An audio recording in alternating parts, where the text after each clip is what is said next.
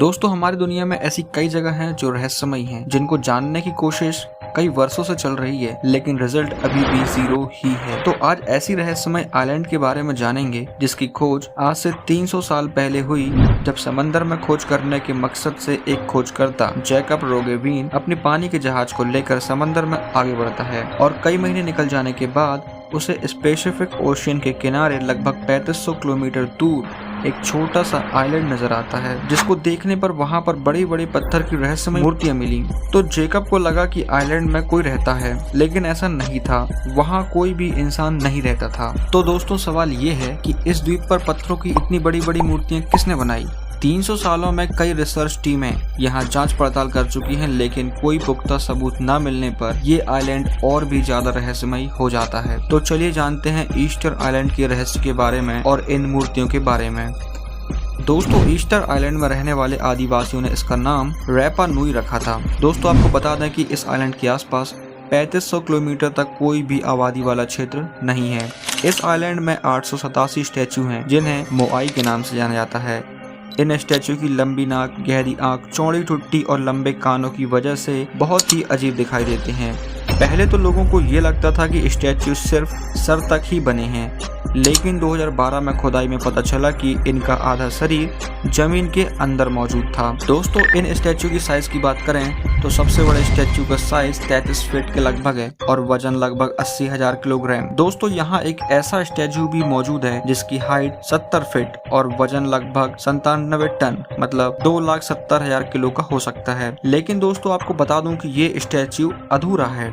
एक हैरानी की बात तो ये भी है कि जिसने भी इनको बनाया है, सभी मोआई का फेस ओशियन की तरफ रखा गया है, जिसका मतलब शायद आइलैंड की सुरक्षा हो सकता है। दोस्तों वैसे तो सभी स्टैचू एक ही पैटर्न पर बने हैं, लेकिन जो भी उनसे अलग होते थे उनको अहू एकीबी नाम की जगह पर रख दिया जाता था। दोस्तों इन स्टैचू पर लोगों का ये भी कहना है कि इन्हें एलियंस द्वारा बनाया गया है, लेकिन हम आपको बता दें कि ये स्टैचू बनाने में जो मटेरियल का यूज हुआ है वह आइलैंड के नॉर्थ ईस्ट पर मौजूद एक ज्वालामुखी से लाया गया था, जिससे ये तो कंफर्म होता है कि इनका कनेक्शन एलियंस से तो नहीं है। तो फिर एक सवाल आता है कि इतने भारी स्टैचूज को एक जगह से दूसरी जगह कैसे मूव किया गया होगा? तो इसका पता लगाने के लिए रिसर्चर्स ने इतना ही भारी एक फेक स्टैचू बनाया, जिसको उन्होंने मोटे रस्से की मदद से आगे की ओर मूव कराने की कोशिश की, जिस पर वह सफल भी हुए, जिससे ये तो पता चला कि स्टैचू को मूव रस्से की मदद से किया गया होगा। दोस्तों तो फिर अब ये सवाल आता है कि आखिर ये स्टैचू कैसे बनाए गए?